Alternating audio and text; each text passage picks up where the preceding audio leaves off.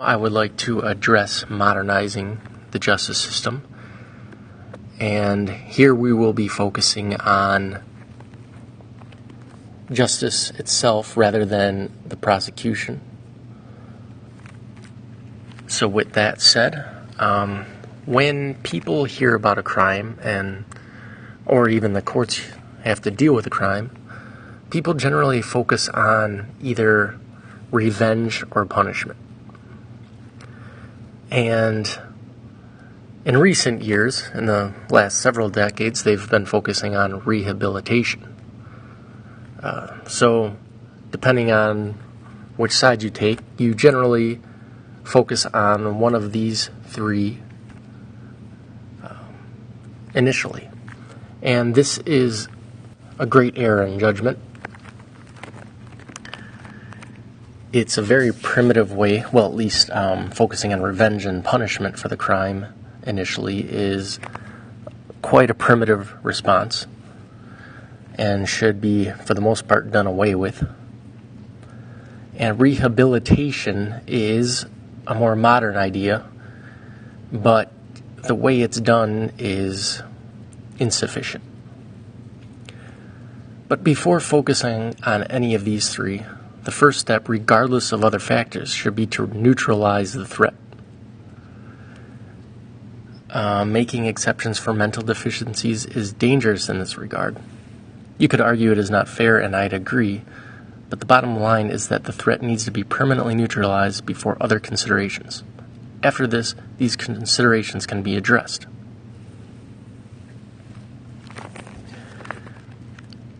But that is a side note and not the main point I'm trying to make, which I will now get to. When we are focusing on what to do with someone who's been convicted of a crime, we should be focusing on the loss that this person or group of people have put upon others. And we should be focusing on those people who are guilty to repay, at least repay what they can. And what we really have to think about here is what kind of damage have they done to the direct victims? This could be obviously the person or persons who are directly attacked or robbed or whatever by the criminal, but also any effects that it might have on the direct family and friends. And some sort of monetary value will have to be put upon this. The next is the damage done to community and society. This could be considered their more distant family members, local community, the businesses or business they worked for, and society in general. And the last one is government, basically the fees that have been caused by the prosecution and arrest and everything like that has had to be dealt with because of the criminals. So these three things, like I said, have to be defined by a monetary value. And sometimes this can be tricky, of course, but you can still get a pretty accurate number. And the criminal or criminals should be working to repay this debt.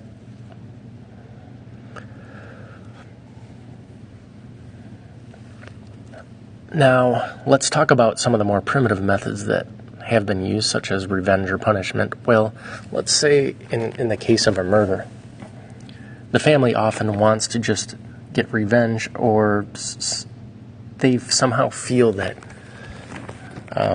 say, putting the criminal to death is closure. Now, this is such a primitive response, and it's really not fixing anything. Obviously, you can't really put a monetary value on someone's life. That's something you just can't do. But you can put a monetary value on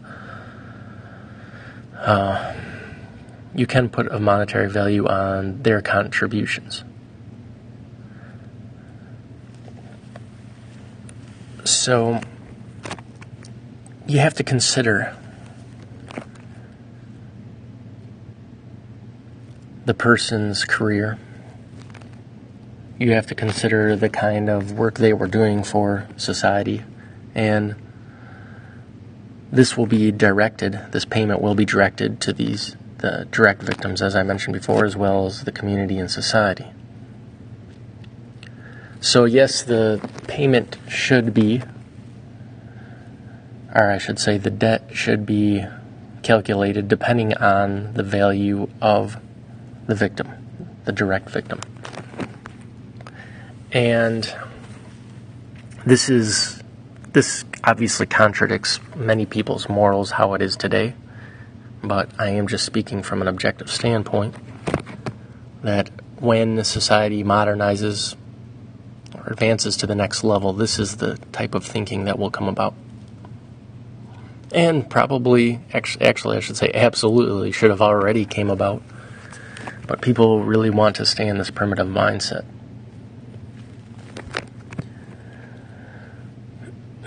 So let's say, people don't like to, say someone's more valuable than someone else, but either way, if someone gets murdered, the payment's going to be really high. But it's going to be even more extremely high, for instance, if you were to kill a technician than someone who just sits on their ass all day. Simply because there's a bigger loss to society that needs to be paid. It's not about revenge. It's not about punishment. It's about repaying this loss that we have suffered because of this person or these people that have committed the crime. So something that might help you get over that kind of primitive mindset of saying that, well, you're just trying to put different value on people and that's not moral or anything. That's not the position I'm coming from. The position I'm coming from is the loss suffered, and we have to deal with this loss from a practical standpoint. That's the position I'm coming from. So I really want to make that clear.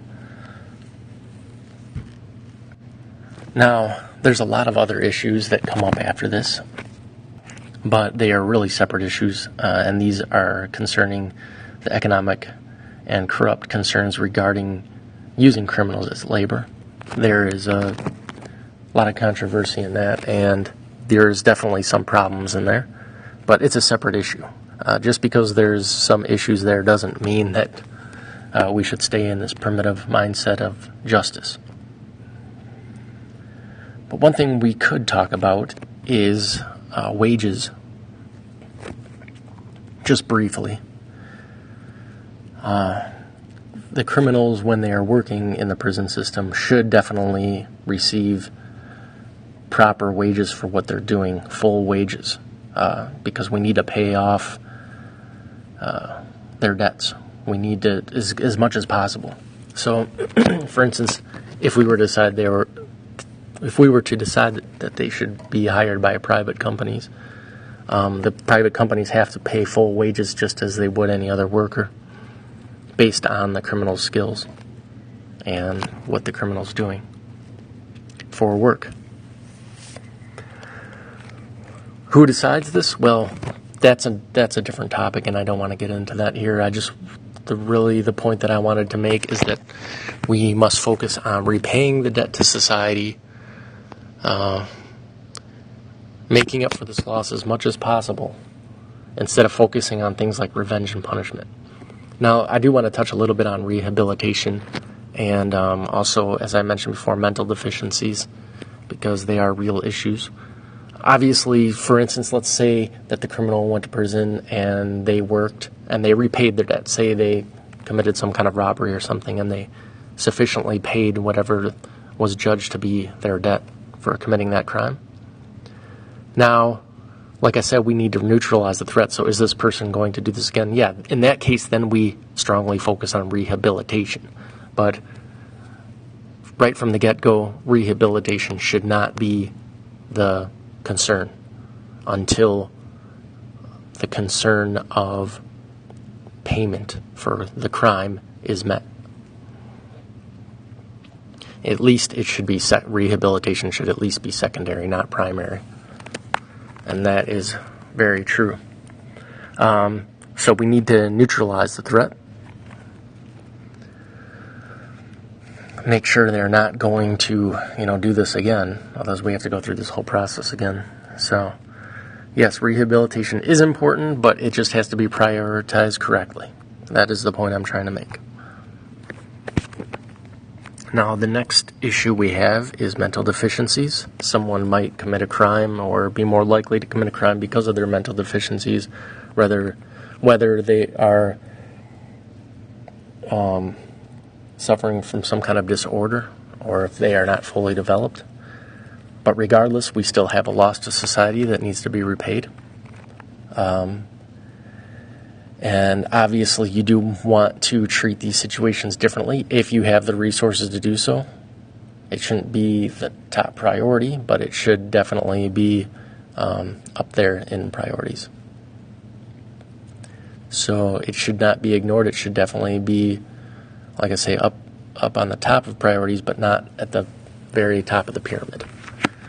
Because we really need to focus on the payment back to society. Once you start considering things like mental deficiencies and rehabilitation before that, it's very dangerous ground. Now, as I said before, yes, rehabilitation and the consideration of mental deficiencies is a definitely more modernized look at justice, and I do agree full-heartedly that they need to be considered, but we just have to be careful of the priority we put on them. And today, in this day and age, you really see them going too far with those things in some cases. For instance, you might hear, once in a while you hear a case where the person gets off really light because they had some kind of mental disorder. So, especially in cases of murder or homicide or whatever, you see the family's victims never getting any kind of they get basically nothing for this. So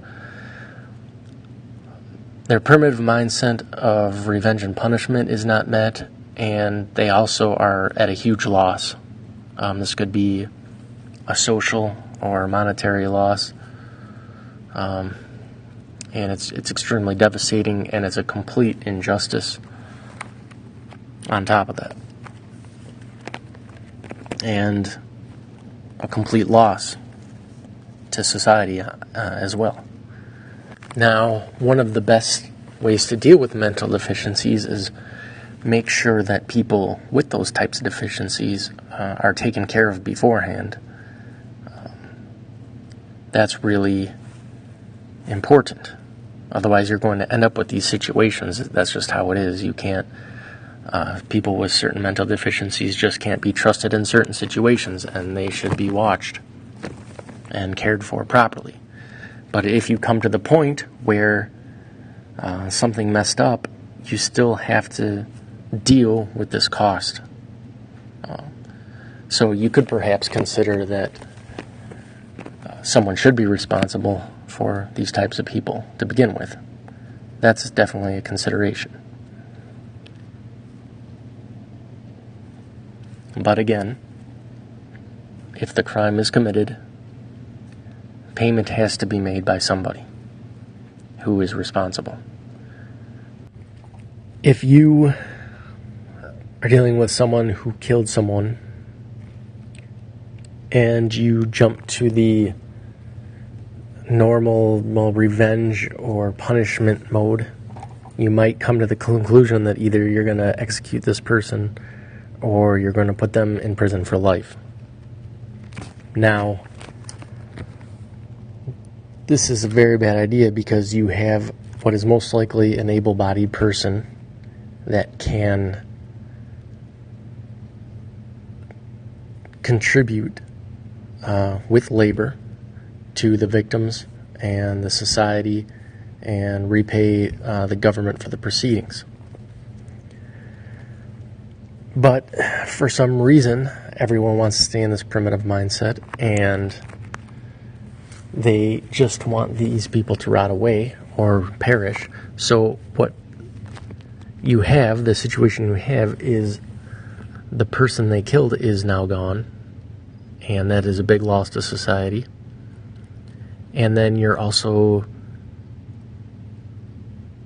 basically getting rid of another person, regardless of the method you take in that situation. Therefore, you have the loss of two people, and it just exponentially increases the losses. And it just doubles the losses. So you might as well use that person for labor.